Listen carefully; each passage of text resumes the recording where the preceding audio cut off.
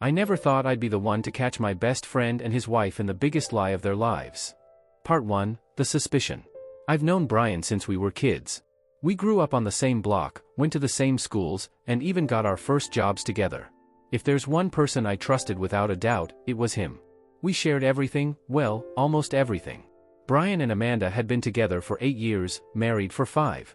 They were that kind of couple that people envy, always smiling, finishing each other's sentences, and throwing those perfect backyard barbecues where everyone seemed happy. Brian was head over heels for Amanda from the moment they met, and I could see why. She was beautiful, intelligent, and had this way of making you feel like you were the most important person in the room.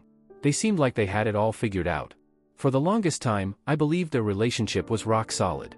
They were the kind of couple I hoped to be one day when I found the one.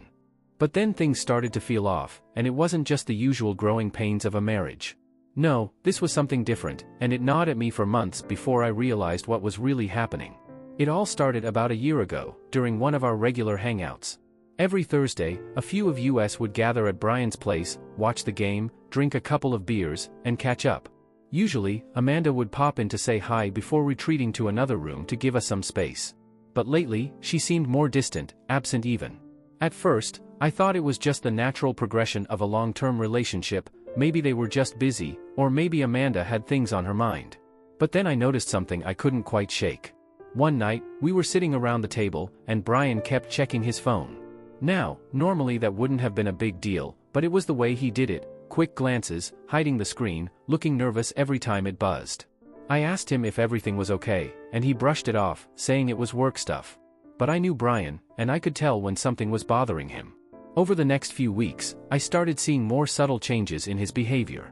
He wasn't as engaged in our conversations, he was always distracted, and when Amanda was around, there was this weird tension between them. The kind of tension that made you feel like you were intruding on something private, even if you weren't. Still, I tried to ignore it.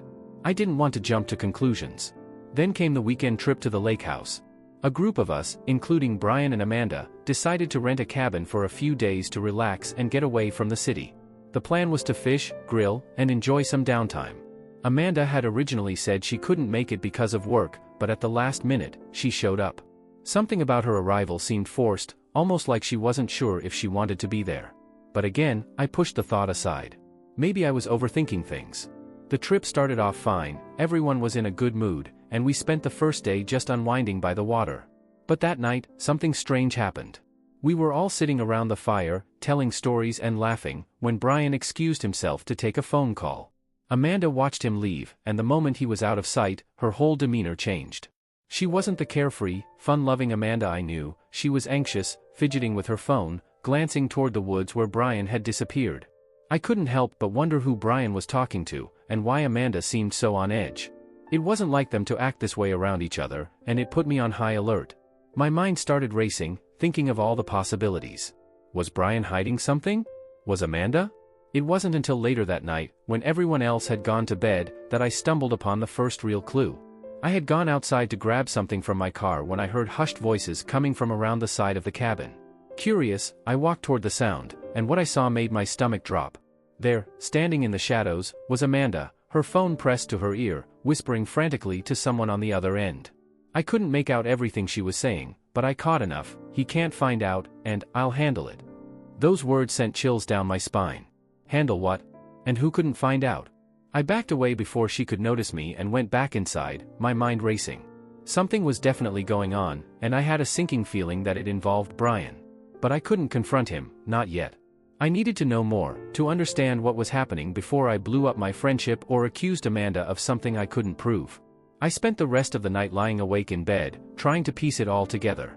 Was Amanda hiding something from Brian? Was she seeing someone else? And if she was, how long had it been going on? The next morning, I tried to act normal, but every time I saw Amanda or Brian, I couldn't stop thinking about that phone call. I had to find out the truth, no matter the cost. Part 2, Digging for Answers. Over the next few days, I couldn't stop thinking about what I had overheard at the cabin. Amanda's whispered conversation haunted me. I started paying closer attention to both her and Brian, looking for any signs that could confirm my suspicions. But I wasn't sure how to approach it. Confronting them without solid proof seemed risky, and I didn't want to damage my relationship with either of them if I was wrong. Brian seemed oblivious to any of the tension that was building up inside me. He continued acting like everything was normal, but there were still those moments when I'd catch him checking his phone with that same anxious look on his face. It was like he was hiding something he didn't want me to see. A few weeks later, the tipping point came. It was a Saturday, and we were supposed to meet up for our usual weekend hangout. But Brian canceled last minute, saying he had to go out of town for work. I didn't think much of it until later that evening when I decided to swing by his place to pick up something I had left there earlier in the week. As I pulled up to the house, I noticed a familiar car parked outside, Amanda's car. It was odd for Amanda to be there without Brian, especially when he was supposedly out of town. My heart raced as I sat in my car, watching the house. Should I go inside and ask her what she was doing there, or should I just leave? Part of me didn't want to know the truth, but another part of me needed answers. I decided to knock on the door. Amanda opened it, looking surprised to see me. I tried to act casual, but I couldn't ignore the tension between us. She invited me in, but something about her demeanor felt off, like she was hiding something, and I was standing on the edge of discovering it. We made small talk for a few minutes, but I could tell she was nervous. I glanced around the room, looking for anything out of place, but everything seemed normal. Then, I casually asked, "Is Brian around? I thought he was out of town." Amanda froze for a moment before answering. "Oh, yeah, he's out of town for work," she said, her voice slightly shaky. "I just came by to pick up some things."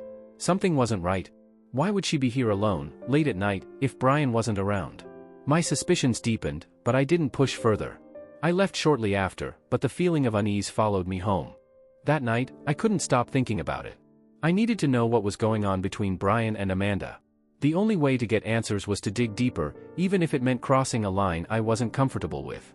The next day, I decided to do something I never thought I'd do. I checked Brian's social media accounts.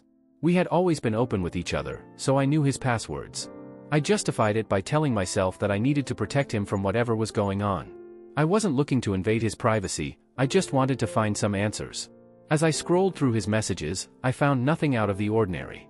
Most of his conversations were with friends and coworkers, nothing that raised any red flags.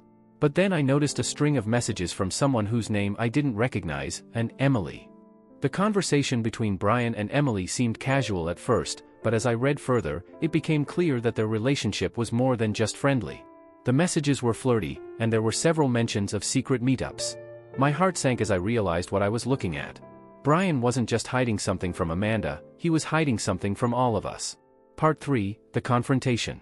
The realization that Brian was having an affair hit me like a ton of bricks.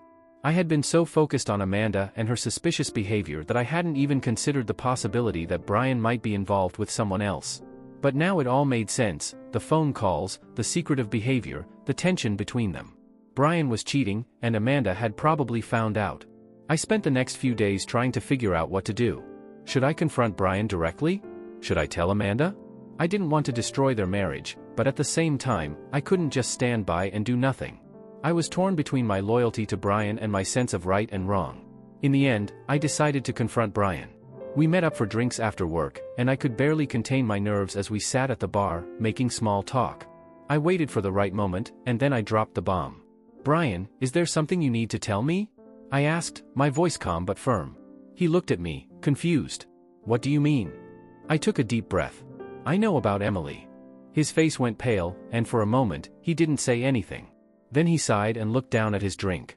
"How did you find out?" he asked quietly. "I saw the messages," I admitted.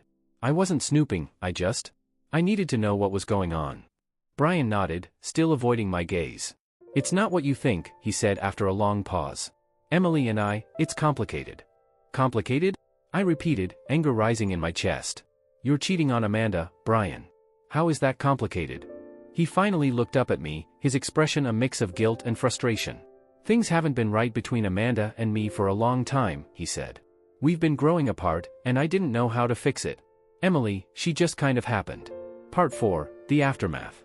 Brian explained that he had met Emily through work, and what started as an innocent friendship had slowly turned into something more. He claimed that he hadn't meant for it to happen, but that things with Amanda had been falling apart for years.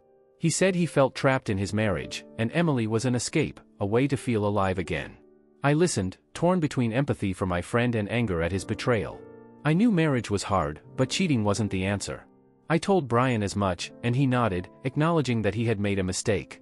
But he didn't seem ready to end things with Emily or confess to Amanda. "Are you going to tell her?" I asked. "I don't know," he admitted. "I don't want to hurt her, but I also don't know how to fix things." I left that night feeling conflicted. I cared about Brian, but I couldn't condone what he was doing. And then there was Amanda. Did she already know? Was that what her strange behavior had been about? Or was she in the dark, oblivious to the affair? In the end, the decision was taken out of my hands. A few weeks later, Amanda found out.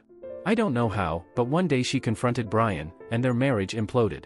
The fallout was messy and painful, and I found myself caught in the middle of it all. Brian and Amanda divorced not long after, and Brian's relationship with Emily fizzled out soon after that. He never fully recovered from the guilt and regret of what he had done, and our friendship was never the same. Looking back, I sometimes wonder if there was anything I could have done differently, if I should have confronted him sooner, or tried to help them work through their issues before things spiraled out of control. But in the end, it wasn't my place to fix their marriage. All I could do was watch as the truth came crashing down, and hope that we would all be able to pick up the pieces. I never thought I'd see the day when my brother would betray us all, and I'd be the one to catch him in the act. Part 1, The First Sign. Family is supposed to be the one constant in your life, the one thing you can rely on when everything else falls apart. That's what I always believed growing up. My brother, Jake, was my hero, the guy I looked up to, the one who always had my back. There was never a moment when I doubted his loyalty or his integrity. If you'd told me a year ago that I'd be standing here today, holding the evidence of his betrayal, I would have called you crazy. Jake was everything you'd expect from an older brother, protective, reliable, and always the first one to help when things went south. Growing up, he'd always been there for me, whether it was standing up for me at school when someone gave me trouble or helping me through my first real heartbreak. When he met Rachel, it felt like everything in his life finally clicked into place. They were perfect together, at least from the outside looking in. They got married a little over a year ago, and I remember standing at the wedding, thinking how lucky Jake was to have found someone like her. Rachel was amazing, smart, funny, down to earth.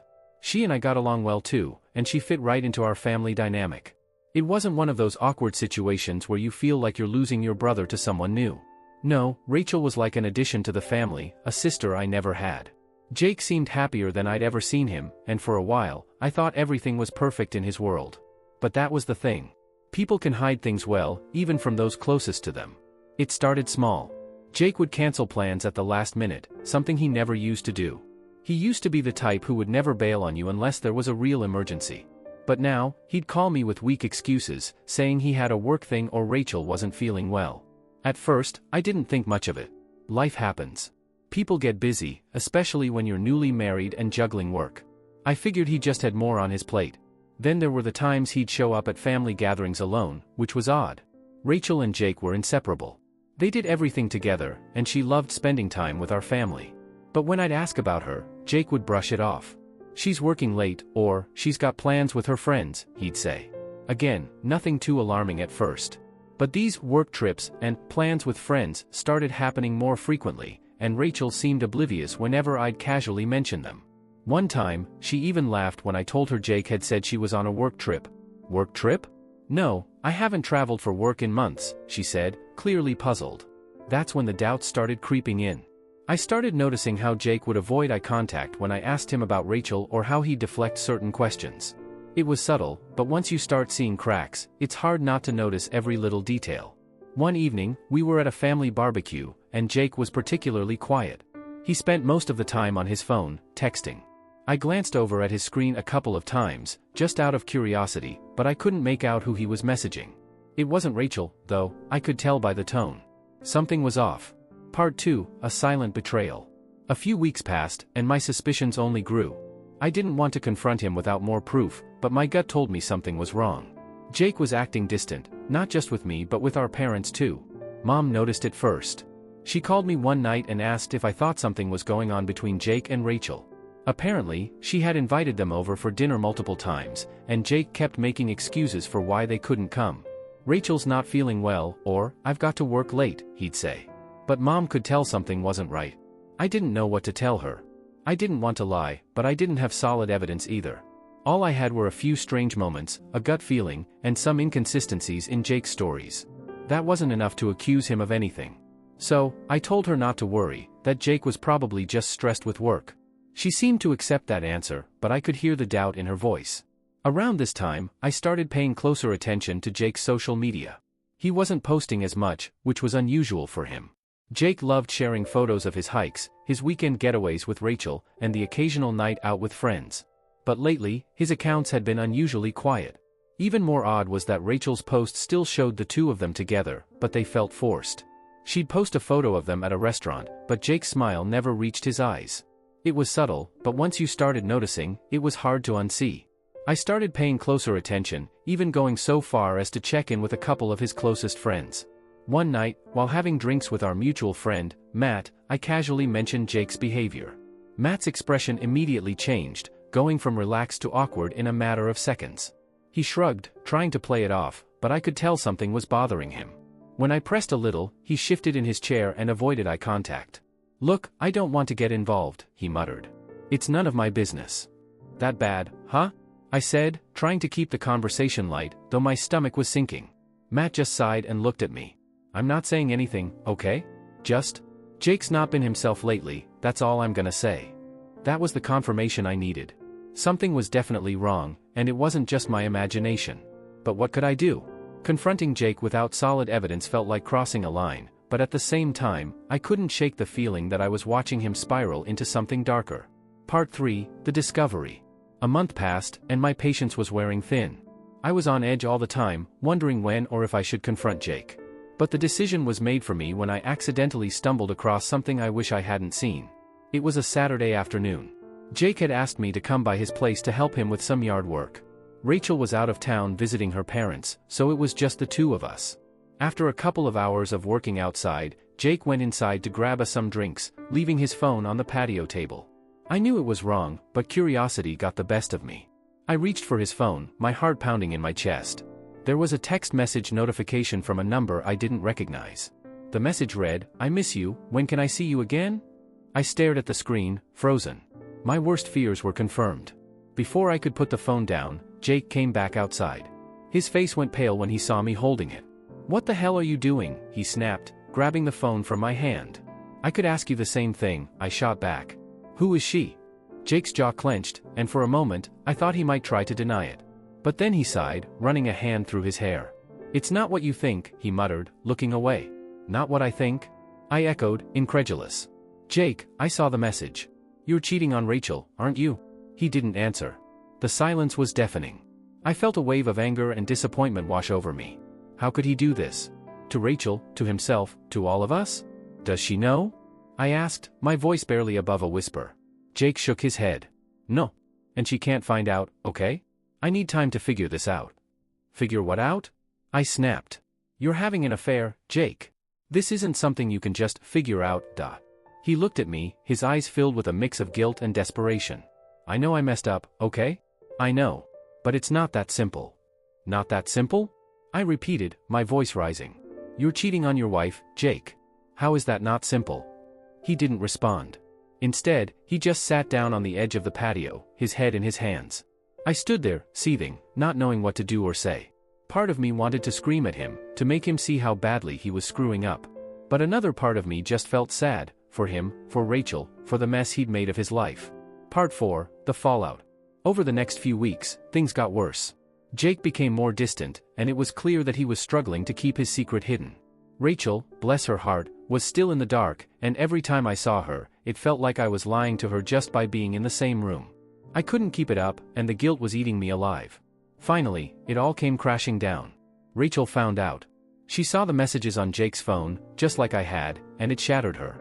I'll never forget the look on her face when she called me, sobbing, asking if I knew. I didn't have the heart to lie to her. "I'm sorry, Rachel," he whispered. "I should have told you. I didn't know what to do." She hung up, and that was the last time I spoke to her. Jake, for his part, was devastated, though I couldn't tell if he was more upset about losing Rachel or being caught. Either way, it didn't matter. Their marriage was over, and there was no going back. Rachel filed for divorce, and Jake spiraled into a deep depression. He stopped coming to family gatherings, stopped answering my calls, and eventually, he just disappeared from my life altogether. I'd lost my brother in more ways than one. In the end, I was left wondering if there was something I could have done differently. Could I have stopped him before things got this bad? Should I have told Rachel sooner? Or was this just the inevitable result of a secret too big to hide? Looking back now, I realize there were no easy answers. Betrayal, once it takes root, has a way of destroying everything in its path. And sometimes, even those of us on the sidelines get caught in the fallout.